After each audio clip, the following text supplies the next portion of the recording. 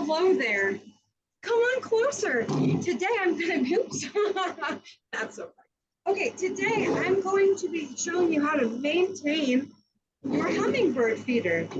Today we'll discuss first when to change it and how to clean it. Second, we're going to talk about how to make homemade hummingbird nectar. Lastly, I'm going to show you how to display it so that you can get as many hummingbirds as possible. So I've done a lot of research, read lots of different blogs about people who love birds as much as I love birds. So I've got lots of good information to tell you today. So first, we're going to start off by cleaning our hummingbird feeder. Do you know how often you have to change your hummingbird feed? Every 3 to 5 days. But we know it's hot here in Texas. So if it's above 92 degrees Fahrenheit, you need to change homemade hummingbird nectar every day. So we're going to start off by turning on our water here.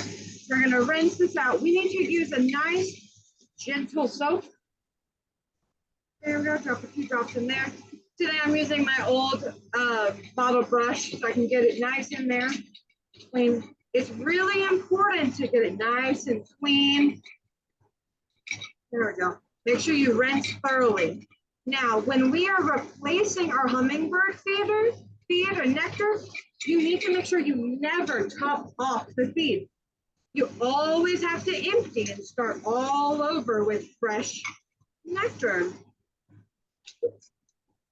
Now, this is how you do an everyday clean. If you want to do a deep clean, which is what you should be doing every 4 to 6 weeks, take a little bit of bleach and soak it with some bleach and water. That's about a tablespoon of bleach to a quart of water. So now we've got our hummingbird feeder nice and clean, and we can get started on how to make the homemade nectar. So in this fancy here picture, I've already got 4 cups of water, and then I've got 1 cup of granulated sugar right here. Now, some recipes say you should boil your water to get out all the impurities, but today we're just using purified drinking water. I'm going to pour this in. Now, we need to make sure that we get it nice and stirred up, get all those granules mixed in. This 4-to-1 ratio is the closest that you find in the natural nectar in flowers. Okay, here we go. I've got it all nice and mixed up. I'm going to pour it in. I'm going to pour it over the sink just in case. Now, as you can see, I still have a whole bunch left over. So you can store your leftovers in the refrigerator for about a week. Once it's been a week, you've got to throw it out. But if you're changing it regularly, it'll be all gone, right? So we need to always make sure to use white granulated sugar. Anything else is toxic to those little hummingbirds. Brown sugar, honey, things like that will really hurt their tummies. Also, you often see nectar with like the red food coloring in it. That's not necessary to attract them. It actually can be pretty toxic to them. So now it's clean, it's filled up, and now we need to find a place to display it. Follow me. I went ahead and took the liberty of creating us a little spot right here. There we go. It's important to hang your hummingbird feeder up high and off the ground and easy to see. Hummingbirds will come if they can see it pretty easily.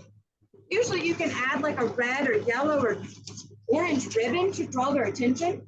That's often why you see hummingbird feeders that have red coloring on them. It's important to keep the hummingbird feeders up, again, to keep our hummingbirds safe from predators. If they sense that there's not a place for them to hide, like a tree or a bush, or as you can see up here in my rafters, then they're not going to come very often. It's also key to make sure that it's easy to reach, because if you have it too high or it's difficult to get to, you're probably not going to clean it. So today I've showed you how to maintain your hummingbird feeders, when to clean them, how to clean them, how to make homemade nectar, and how to display it properly. In order to fuel these metabolisms for these birds, they need to drink almost half their weight in sugar. So that means every 10 to 15 minutes they're drinking. So by having a hummingbird feeder in your yard, you can help provide these little sweet birds the quality fuel that they need. Thank you.